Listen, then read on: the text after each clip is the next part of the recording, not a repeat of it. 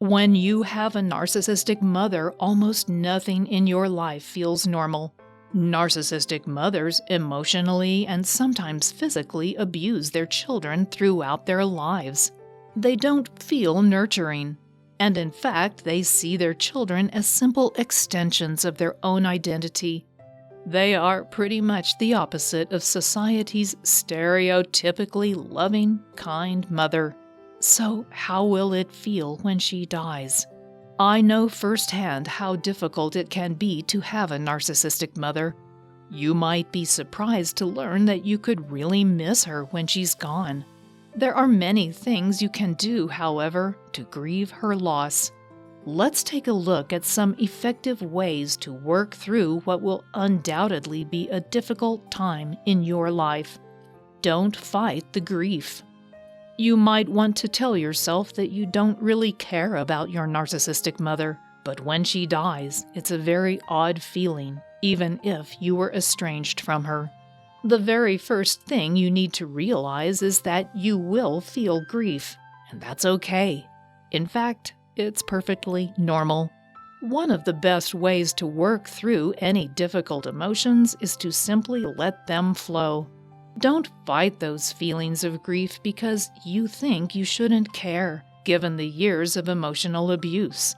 Those blocked emotions will only come back to haunt you. Instead, allow yourself to sit with the feelings and let them pass. Your mother represents your first relationship, and it's a close bond even if she wasn't a good mother. She definitely played a role in shaping your life. And a failure to acknowledge the loss of someone that impactful in your life will hurt you more than it helps. Think about any good that your mother did for you, but also let yourself feel the pain of her abuse. That's the best way to let those emotions pass, and it's also the best way to begin a journey of healing. Acknowledge your emotions. When your narcissistic mother dies, you might feel anger, fear, sadness, happiness, relief, and other emotions too. Sometimes you feel sad because you wanted so much more. Sometimes it's because you didn't get to say what you wanted to say, and sometimes it's simply the change. Sometimes, as author and abuse recovery coach Lee Miller notes, you are not angry because they did not turn up. You are angry because you allowed yourself to expect that they would. A friend of mine lost his narcissistic father. He had been estranged from him for most of his childhood, and so it wasn't even like he had lost someone who was in his life constantly. Still, it felt odd for him because this was someone who was part of his creation. He had been able to express his feelings about how his father treated him before he died, but there was still a sense of loss. Perhaps it's the thought of what could have been. I think that makes the grief process very difficult for many children of narcissistic parents. You think about how things could have been if your narcissistic mother had been healthy. That's understandable. And that's also part of why you should let yourself grieve and acknowledge every emotion you have along the way. Write your narcissistic mother a letter.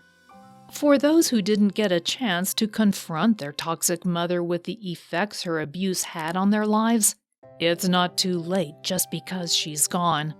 Stating your truth and acknowledging just what she did to you is a very healthy way to process those feelings. You don't need to say it to her face for it to be effective. By simply stating what your narcissistic mother did to you and how you feel about it, you can free up that emotional trauma and help it to exit your body and your psyche. It's a way of letting go what she did to you. You are not the abuse you endured. You are so much more than that. By writing it down and reading it out loud, you are sharing that with the universe, and even if she is no longer there to hear it, it has the same effect on you. That's what's important. You need to heal yourself. When you express the pain she caused you, It frees you from her toxic grasp. That's something even death couldn't accomplish, but a simple letter can do that for you. Build a strong social support network. As you go through this difficult time in your life, you will need people who love you and have your best interest at heart around you. They will help you process those emotions, and they will be a positive influence in your life. Your narcissistic mother was ill, and she was not able to give you the love that you need and deserve, but she is not the only person who can give you that kind of love. There are two kinds of family: the family you're born into and the family you choose. Your friends are the family you choose, and they are often a better social support network than the family you're born with. Additionally, you may have several family members who do care for you and are capable of supporting you through the grieving process. A strong social support network can also help you move on from the abuse and start really living your best life. They can give you the positive influence and support you need to make better choices as you move forward. No distractions.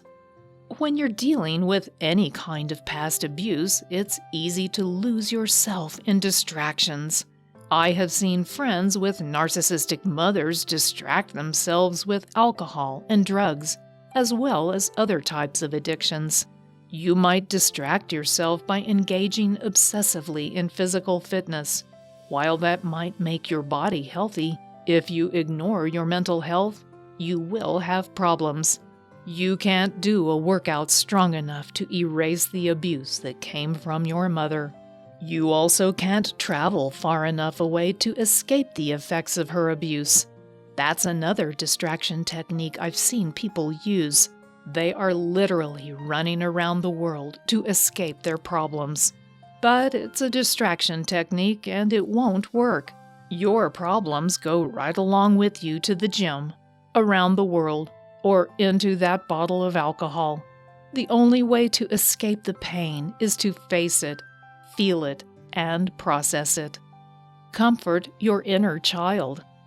Another technique for grieving the loss of your narcissistic mother is by giving your inner child what she should have given that little you.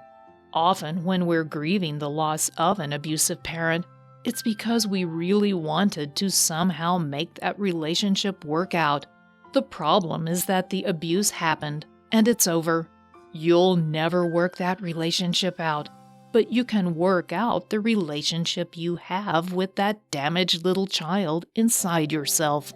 You can give that little you everything your mother should have. You can acknowledge to him or her that their pain is real and it's unfair. Sit and envision that little you crying in pain from the terrible things your narcissistic mother said or did, and then take that little child in your arms and let them know you will always be there for them. You will always be on their side, and you will never let anyone abuse them again, as she did. Let that little you know that you will be there for them always, and you will never treat them the way your mother did. This opens the door for self-forgiveness, self-compassion, and a strong sense of self-worth. Fill your life with love.